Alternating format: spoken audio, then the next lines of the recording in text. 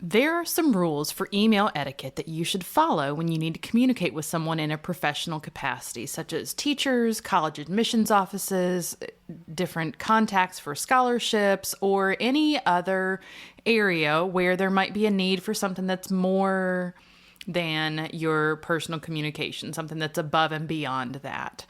These rules will help you make the best first impression, and you're also making sure that you are showing respect to that person that you're communicating with.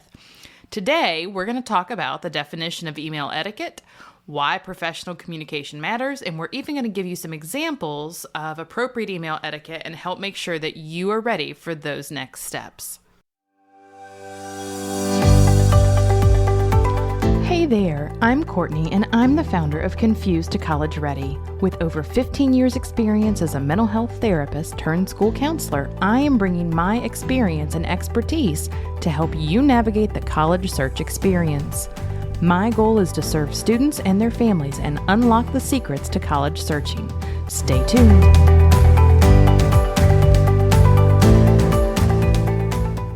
All right, so let's get started. Excuse me. The first thing I want to do is define etiquette. So dictionary.com defines etiquette as conventional requirements as to social behavior. So this is something that you are going to, that is the accepted and expected steps that you would take. So something where you are reaching out, it is, like I said in our introduction, it is more than just that personal communication. We are going above and beyond in how we are treating people and how we're communicating, and we want to be seen as professional.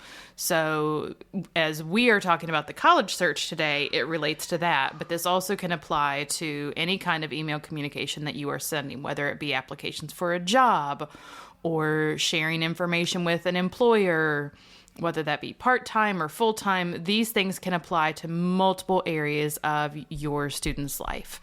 So a couple of different quotes that I also know about. Quotes are probably one of my very favorite things that I will share with you all.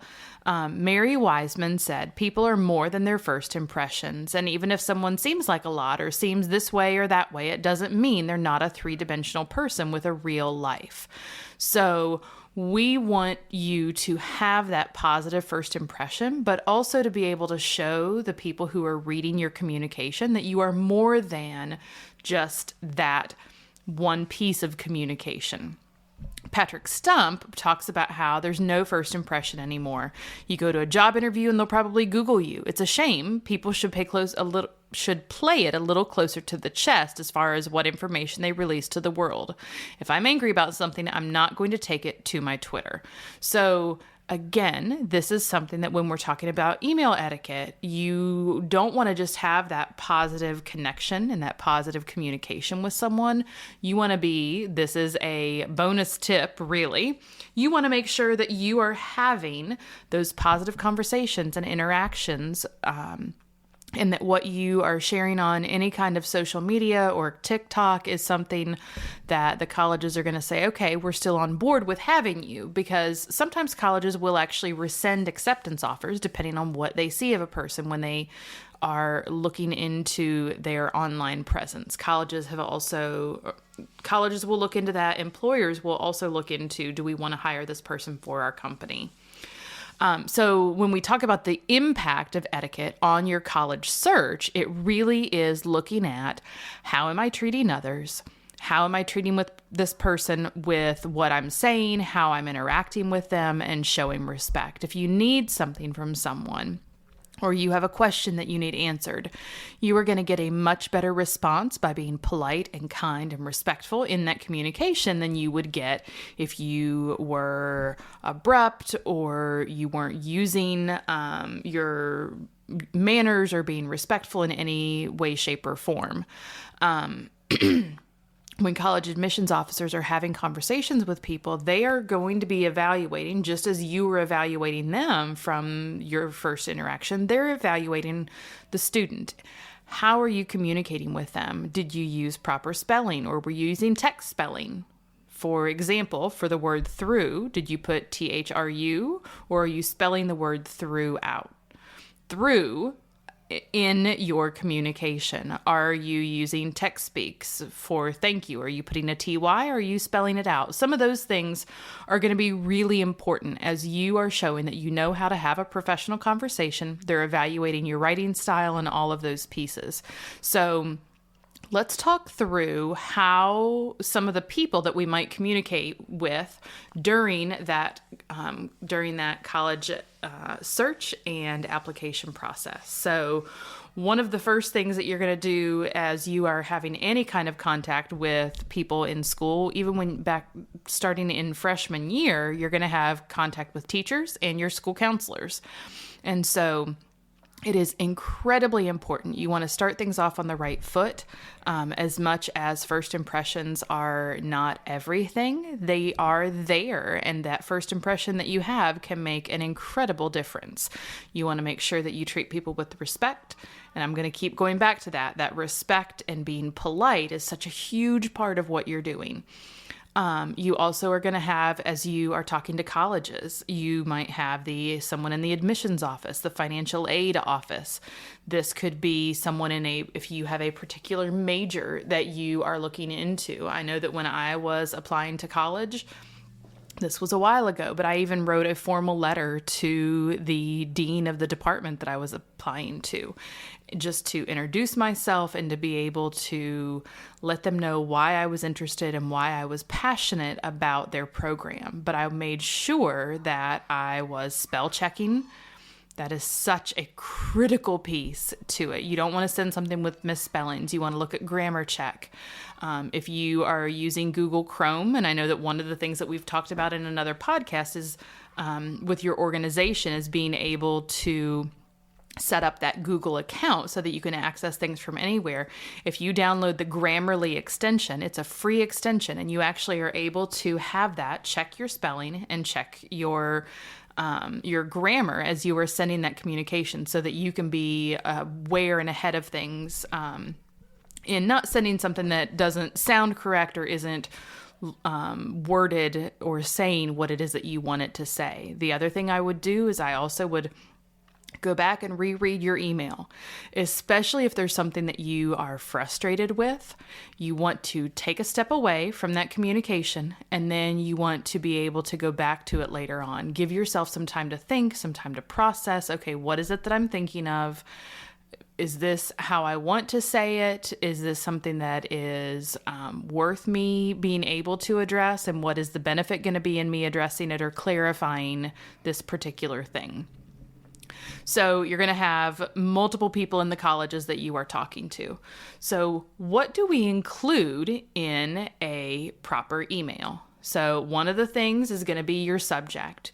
You don't want to send an email where you have information that you just are including whatever that content might be, that you just put your name in there. They're going to be able to see from the name on your email, they're going to be able to see who you are. So you want to make sure that your subject speaks to what it is that's going on and it is clear and concise. So if you had a question about financial aid, maybe you're going to put in there, Courtney Kountz, financial aid question - scholarships, or something to explain what it is that you are specifically looking for. So that person knows what's happening. You don't want it to be just a one-word answer or just a one-word subject. You want to be able to, you don't need to give the entire thing. You also don't want to type your email in the subject line. You want to type the content of that email within the body of the email. So you're going to have who the email is going to. You're going to have your subject that is clear and concise about what you have, what you are wanting to address. You, spelling wise, we want to make sure that you are spelling out the words, not just using text spelling or what you would say in a text message or on any of the different social media apps. You're going to start your email with a greeting, "Dear so-and-so, comma, to whom it may concern." You want to have some type of greeting so that you are letting that person know that you are reaching out to them, not just starting out with whatever the content of the email is. You also want to make sure that you have that you are addressing that person by their last name. So you want to see, is there anything on the website? You're not just going to reach out to someone, particularly a doctor, or someone who is in that college process. You want to make sure that you are reaching out and showing respect. This is someone that you don't know. So, dear Ms. So-and-so, dear Mr. So-and-so. And if you don't know if that person has which pronouns they use, one of the things that you could look at is looking on the website to see if it shares that. If not, it could be a to whom it may concern type of situation. The other thing that you want to look at as your content is you don't want to have to send something that is rambling or going on and on and on. You want to be clear, you want to be concise, and give enough details to be able to explain the situation and be able to have your questions there. But someone that's working isn't necessarily going to have room or time in their schedule to be able to read a 3-page email about what's going on. If that's the case and you have that many questions, it might be worth sending an email that says, hi, I have some questions about attending XYZ college. I would love an opportunity to speak with you. I think it would be easier to go over some of this on the phone, and I would love to schedule a time. So then you have something that's convenient for you and it's convenient for that person. When you're reaching out to your teachers or your school counselors for letters of recommendation, dear Ms. Kountz, I just wanted to request that you write a positive letter of recommendation for me. This is something that is important as I am looking into the colleges that I'm attending. I value our relationship that we have developed over the last 4 years, and I feel that you would understand where I am and what my values are from our conversations. I have attached a copy of my resume as well as activities that I've been involved in and some information so that you know more about what I hope to do and can speak to that in your letter. The due dates of my letter are XYZ date, and I appreciate your time in advance. Sincerely, your student's name. So one of the things with that too is you want to make sure that you have given those students enough time, that the students are requesting the letters in advance and giving the recommender enough time to write it. If you came to me and needed me to write a letter of recommendation and you said, you know what, Ms. Kountz, I have this letter for the students that I work with at the high school. And they said, Ms. Kountz, I need this letter by tomorrow or within 2 days. I can write a letter, but it might not be as detailed and individualized as I would like it to be. So you want to ask at least 2 weeks in advance and make sure that your teachers and your counselors know that this is something that I would love for my letters to be sent by this date to this school. These are my deadlines. You want to make sure that you have that clear communication. They're not going to be able to read your mind about when those due dates are or what it is that you need. The other thing is if your school uses a service like Naviance, the teachers are not just going to go in and be checking to see, has someone, requested a letter from me recently? You need to make sure that you are requesting it I would honestly have a conversation in person first, then send the email thanking them with your resume and a description of activities and what you want them to cover.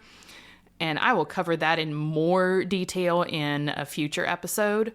The other thing is that we cover that in our coaching calls where we go more in depth and into more detail about the specifics of what you need to do in having a great letter of recommendation.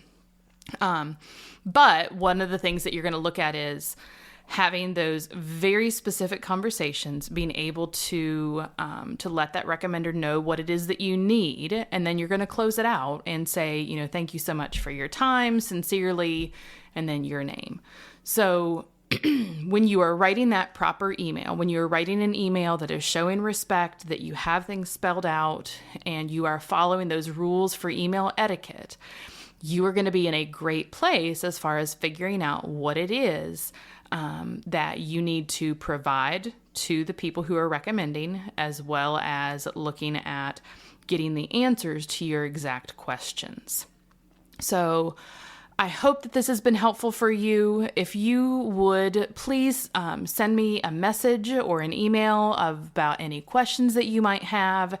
If there's anything specific that has helped you if this has helped you in your college search, I would also love if you would leave a review on the podcast so that others like you can find it.